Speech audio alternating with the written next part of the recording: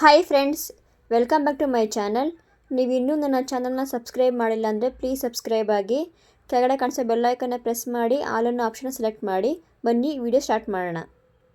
ಜೀ ಕನ್ನಡದ ಸಾಕಷ್ಟು ಹಿಟ್ ಧಾರಾವಾಹಿಗಳ ಪೈಕಿ ಬ್ರಹ್ಮಗಂಟು ಕೂಡ ಒಂದಾಗಿದೆ. ವಿಭಿನ್ನ ಕಥಾ ಹಂದರದ ಮೂಲಕ ಕಿರುತೆರೆ ಪ್ರೇಕ್ಷಕರ ಮನಸ್ಸನ್ನು ಸೆಳೆಯುತ್ತಿದೆ. ಈ ಬ್ರಹ್ಮಗಂಟು ಸೀರಿಯಲ್ ಸಾಕಷ್ಟು ಟ್ವಿಸ್ಟ್ಗಳನ್ನು ನೀಡುತ್ತಾ ದಿನದಿಂದ ದಿನಕ್ಕೆ ಪ್ರೇಕ್ಷಕರ ಗಮನ ಸೆಳೆಯುತ್ತಿದೆ. ಅದರಲ್ಲೂ ರೂಪಾ-ದೀಪಾ ಕಾಂಬಿನೇಷನ್ ಎಲ್ಲರಿಗೂ ಸಖತ್ ಇಷ್ಟವಾಗಿದೆ.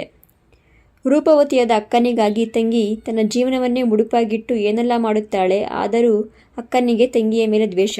ಇಂತಹ ಅದ್ಭುತ ಕತೆ ಇದು. ಇನ್ನು ಈ ಸೀರಿಯಲ್ನಲ್ಲಿ ನಾಯಕಿಯ ಅಕ್ಕನ ಪಾತ್ರ ಎಂದರೆ ರೂಪಾ ಪಾತ್ರಧಾರಿ ನಟಿ ಸಾಕಷ್ಟು ಕಿರುತೆರೆ ಪ್ರೇಕ್ಷಕರ ಮನ ಗೆದ್ದಿದ್ದಾರೆ. ಇದೀಗ ಅವರ ಹಿನ್ನೆಲೆ ತಿಳಿದುಕೊಳ್ಳಲು ಅಭಿಮಾನಿಗಳು ಕುತೂಹಲಕಾರಿಯಾಗಿದ್ದಾರೆ.